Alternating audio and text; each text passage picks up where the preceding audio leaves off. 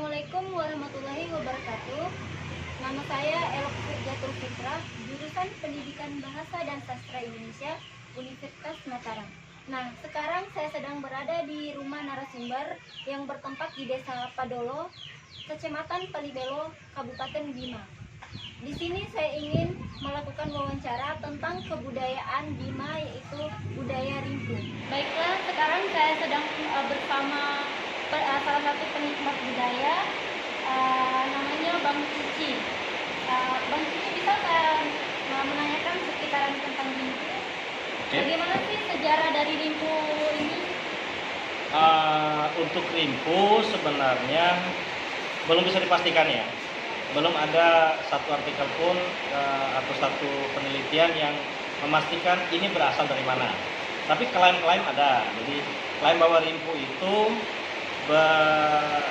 berawal penggunaannya sejak masuknya Kesultanan atau zaman Sultan pertama Abdul Qahir atau Lakai. Jadi ada klaim seperti itu. Tapi kan yang patut digarisbawahi, yang harus digarisbawahi bahwa Rimpu itu tidak muncul di dalam lingkungan istana. Rimpu itu lahir di lingkungan masyarakat, di lingkungan rakyatnya. Jadi bukan di kalangan bangsawan, tapi di kalangan rakyat, kalangan masyarakatnya. Jadi dengan hal seperti itu juga menimbulkan tanda tanya. Benar nggak Rimpu pada saat Kesultanan? Tentu saja akan ada banyak peluang yang muncul, diantaranya tidak. Nah, saya punya asumsi, punya pandangan bahwa Rimpu sebenarnya dilihat dari pergerakan ini, Rimpu sebenarnya sudah lahir jauh-jauh, memang sejak awal Islam datang, tapi bukan saat Sultan pertama.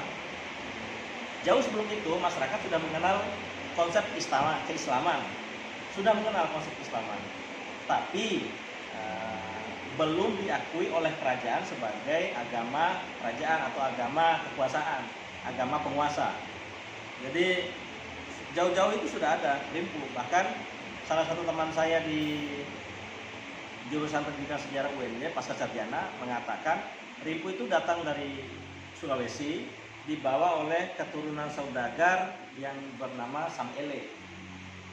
Jadi kurang lebih kalau kita waktu pastinya kapan kita belum bisa memastikan, tapi masyarakat Bima mengenal Rimpu jauh sebelum Kesultanan itu ada. Terus apa sih yang membedakan, kan ada dua Rimpu, yaitu Rimpu Colocili sama Rimpu biasa. Apa sih yang membedakan kedua Rimpu tersebut? Rimpu Colocili atau Rimpu Pida, jadi lebih mirip ninja sih sebenarnya, jadi cuma matanya saja yang kelihatan. Itu biasanya digunakan oleh anak gadis atau perawan yang belum nikah.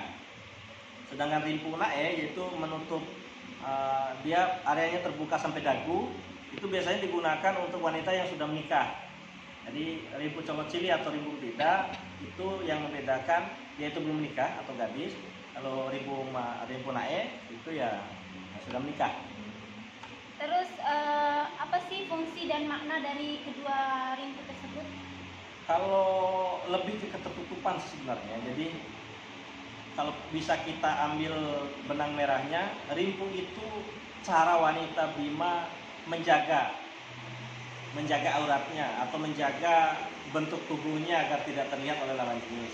Karena zaman dulu perempuan itu masih menggunakan kababa. Kababa itu kain putih yang dililit. Nah, untuk menutup itu biasanya wanita Bima itu menggunakan Rimpu untuk bagian atas dan senggentu awa untuk bagian bawahnya. Ada juga yang menggunakan senggentu ese, tapi senggentu ese rata-rata digunakan saat mandi itu karena masih terlihat terlalu apa ya? Terlalu terbuka. Ini juga dimunculkan bagaimana wanita Bima menjaga tubuhnya. Misalnya saat di tarian juga kita tidak pernah ada tarian yang lama ya. Itu yang menggunakan gerakan-gerakan gemulai pinggul. Makanya istilahnya tarian Bima itu menggunakan lengko. Dan lengko itu gerakan pinggul gerakannya pelan sekali, nyaris tidak ada gerakan pinggul yang terlihat. Nah, itu. Berarti intinya fungsinya itu untuk menutup aurat.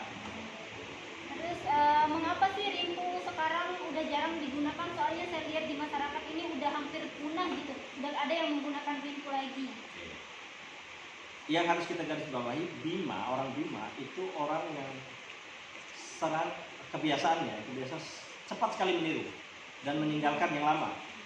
Sedang masuknya fashion berupa jilbab, berupa ini, kemudian dianggap rimpu itu sebagai pakaian yang kuno, pakaian yang kampo kalau bahasa kampo, jadi pudik, kampungan. Jadi ada stigma itu seakan-akan bagi yang senang dengan cara lama itu dianggap pudik.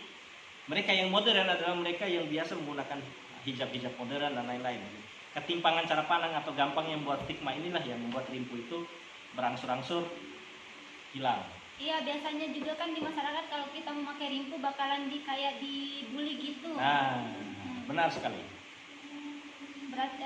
Makanya zaman sekarang ini udah punah kebudayaan itu. Ya, berangsur-angsur sudah tidak lagi banyak yang menggunakan rimpu. Terus menurut Bang Cici nih, bagaimana caranya mempertahankan budaya rimpu ini agar tidak terlalu punah, agar tetap lestari sampai kapanpun gitu? Itu peran generasi. Hidup ini tidak akan ada yang bergeser terlalu lama. Ketika sudah kita pada jenuh, pada kemajuan, kita akan kembali lagi ke bentuk masa lalu. Begitu seterusnya. Jadi hidup ini seperti siklus aja sebenarnya, siklik. Jadi sesuatu yang terus kembali. Jadi sekarang saatnya generasi memastikan bahwa ada tradisi positif yang harus dijaga. Kita mengambil peran itu, mengkampanyekan rimpu, membuat bukan sekedar seremonial kegiatan, tapi benar-benar mengkampanyekan rimpu itu hal yang positif. Di Dompu sudah ada rekor muri tuh penggunaan rimpu terbanyak. Itu salah satu cara. Nah, saatnya generasi muda yang sudah mulai paham dengan kebudayaan, ya silakan. Mari kita sama-sama melestarikan itu dan menjaga. Iya, berarti tergantung generasinya. Tergantung generasi dan cara pandangnya.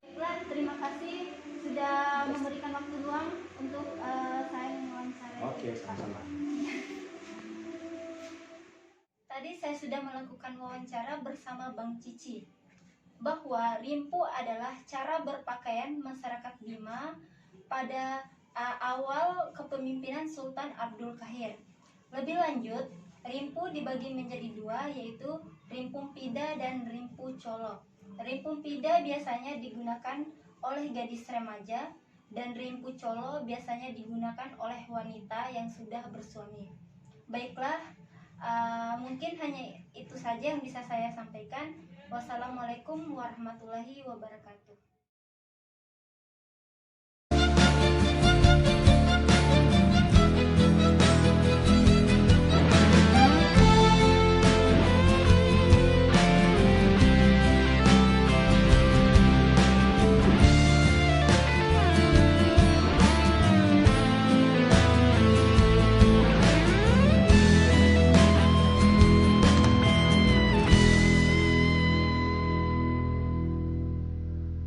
Sinci poda adekku.